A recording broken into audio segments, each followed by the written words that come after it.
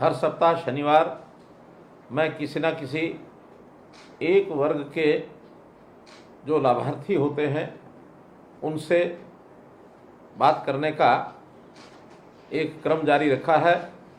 उसी क्रम में आज मैं ऐसे बंधुओं से बात कर रहा हूं जिनके जीवन का एक सपना अपना घर बनाना था और वो अपने सपने को साकार कर चुके हैं। हम जानते हैं कि प्राचीन काल से ही घर बनाने का एक उद्देश्य भी होता था, सपना भी होता था। हर व्यक्ति अपनी क्षमता के हिसाब से उसका पूर्ण करता था। विशेष तौर पर जो गरीब लोग होते थे उनके घर बनाने का सपना कई बार स्वयं वो पूरा नहीं कर पाते थे, तो सामाजिक तौर पर एक इस प्रकार की व्यवस्था बनी थी कि लोग एक दूसरे की सहायता करते थे, घर बनाते थे। चाहे वो झोपड़ी बनाने का काम होता था तो भी सामान छोटा बड़ा वो आसपास के लोगों के सहयोग से पूरा करते थे। जैसे ही युग बदला तो जब ईंटों का मकान बनने लगा, कच्ची ईंटें भी लोग आपस में मिल करके पथाई करते थे और एक एक का घर बनाने का वो काम करते थे। लकड़ियां भी इधर से उधर से जुटा करके और छत का वो करते थे। जैसा हम जानते हैं महाराजा अग्रसेन के समय ऐसा कहा जाता था कि अगर समाज के लोग जब भी किसी को मकान बनाना होता था तो उसको एक ईंट, 1 रुपया इसका योगदान करते थे तो उसका मकान बनता था। आज भी गरीब आदमी भले उस प्रकार की सामाजिक व्यवस्था तो न रही हो, लेकिन बिना योगदान के उसका मकान बनाने का सपना ये पूरा नहीं हो सकता। इस विषय को लेकर के सरकार आगे आई और मुझे याद है प्रधानमंत्री नरेंद्र मोदी जी ने 2015 में प्रधानमंत्री आवास योजना शहरी, प्रधानमंत्री आवास योजना ग्रामीण, ये 2 योजनाएं शुरू की और उसके अंतर्गत लोगों का जो सपना होता था उसको पूरा करने के लिए और एक न केवल ये सपना बल्कि संकल्प लेकर के हम आगे बढ़े हैं ताकि ऐसे परिवार जिनके सिर पर घर छत नहीं है उसको एक छत दी जाए। और उस योजना के अंतर्गत जैसा हम जानते हैं कि जो शहरी मकान है उसमें 2.5 लाख रुपए की सहायता ये दी जाती है। जिसका अपना प्लॉट होता है उसको ये सहायता मिलती है। 1.5 लाख रुपया केंद्र सरकार का होता है, 1 लाख रुपया प्रदेश सरकार उसमें देती है। 3 किस्तों में जब प्लिंथ तक उसकी जो नींव भरी जाती है उस समय 1 किस्त मिलती है और इसी प्रकार से दूसरी किस्त जब छत तक मकान पहुंच जाता है तो दूसरी किस्त मिलती है। छत डलने के बाद ये तीसरी किस्त मिलती है। हमारे शहरी मकानों का जो टारगेट 67,649 मकानों का हरियाणा का था, उसमें से 14,939 मकान ये बनाए जा चुके हैं। 15,356 मकान अभी निर्माणाधीन हैं। शेष मकानों को भी बहुत जल्दी पूरा करके और लोगों को दिया जाएगा। इस सारे पर हमने 522 करोड़ रुपया ये खर्च किया है। इसी प्रकार से ग्रामीण क्षेत्र की भी ऐसी योजना थी जिसके अंदर कुल 1,38,000 रुपये का लाभ उनको पहुंचाया जाता है। इसकी योजना में भी 29,440 मकानों के निर्माणों की जो स्वीकृति मिली थी, सभी मकान बन करके और हमने उनको लोगों को अलॉट कर दिए हैं। 3 किस्तें इसमें भी उसी प्रकार से दी जाती थी और 1,38,000 रुपया उनको ये मिलता था। और जब मकान व्यक्ति का बनता है, मैं आभास करता हूँ कि जब भी हमने किसी को मकान बना करके चाबियाँ उसके हाथ में पकड़ाई हैं तो व्यक्ति अपने जीवन का एक संतोष वो व्यक्त करता है कि मैं अपने परिवार के लिए, अपने बच्चों के लिए एक ऐसा आश्रय स्थल बना के दिया है कि आने वाली पीढ़ी भी इसका उपयोग करेगी, तो उससे उसका एक उत्साह भी बढ़ता है। समाज में व्यक्ति, अपने मकान वाला व्यक्ति एक बहुत ही आत्मविश्वास के साथ जीता है। हमारा जो मकान होता है ये केवल ईंट, गारा अथवा सीमेंट, ईंट, लकड़ी इसी का मिश्रण नहीं होता, बल्कि जब कभी मकान बनता है और उसकी यादों में जब हम खो जाते हैं तो वास्तव में ही हमारी जो भावनाएं हैं, यादें हैं, संवेदनाएं हैं, एक मन में उत्सव जैसा माहौल बनता है कि मैंने बहुत कुछ जीवन में प्राप्त कर लिया है। तो इसलिए ये जो मकान बनाने का सपना जो व्यक्ति का पूरा होता है, व्यक्ति बहुत प्रफुल्लित होता है। हम चाहते हैं कि इस प्रकार की सहायता समाज में सब लोगों को मिलनी चाहिए।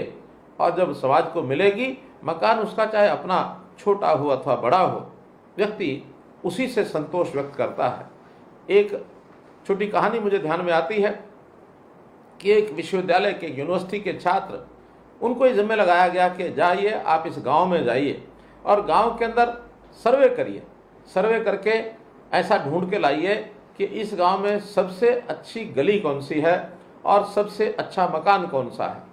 10 विद्यार्थी गांव में घूमे, अलग अलग लोगों से पूछा, मकान देखे, गलियां देखी, सबके अपने अपने उसमें जो उत्तर थे, अलग अलग उत्तर थे। सब ने अपनी अपनी जो फाइंडिंग्स ढूंढी, उनका किसी की कोई गली पर नज़र टिकी, किसी के किसी मकान पर नज़र टिकी।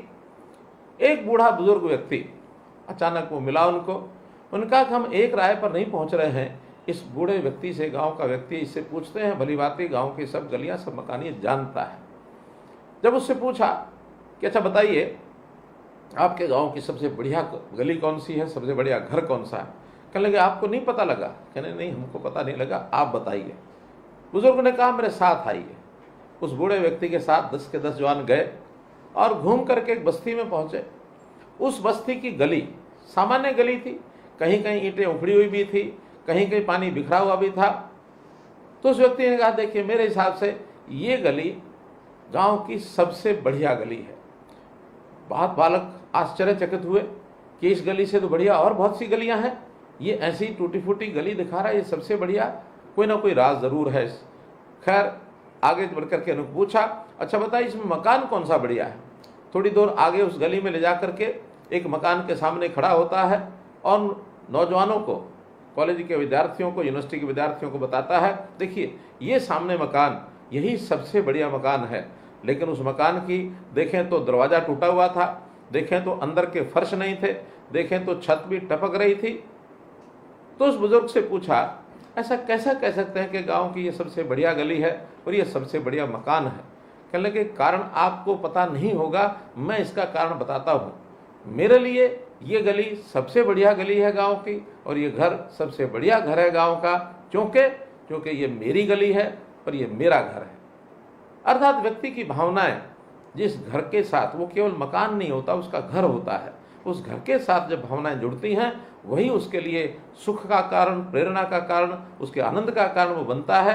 तो हम भी जब प्रधानमंत्री की इस योजना से अगर घर जो है हमने बनाया है, उसको सरकार के सहयोग से बनाया है, कुछ हमने अपना प्लॉट लिया है, ये सब बातें करने के बाद उस व्यक्ति का संतोष ये ज़रूर दिखता है और इसका सपना जो पूरा होता है। हमने आगे चल करके ये भी कहा है कि व्यक्ति मकान केवल ईंट गारा और जो हम सीमेंट का घर देखते हैं और जो पैसा लगता है उसी तक सीमित नहीं रखते हैं, बल्कि उस घर की सुविधाएं वो भी उसकी बनी रहनी चाहिए। जैसे हमने देखा प्रधानमंत्री जी ने कहा हर घर में शौचालय होना चाहिए। अब बिना शौचालय के तो घर का कोई अर्थ नहीं है। हर घर में नल से जल पहुंचना चाहिए, बिना नल से जल पहुंचे तो घर नहीं है। हर घर की रसोई में गैस पहुंचनी चाहिए, ये भी घर का ही एक अंग है।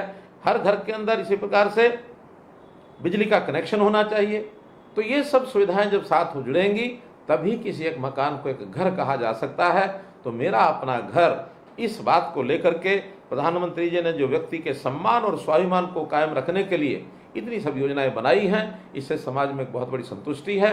आप भी निश्चित रूप से उस संतुष्टि में भागीदार होंगे।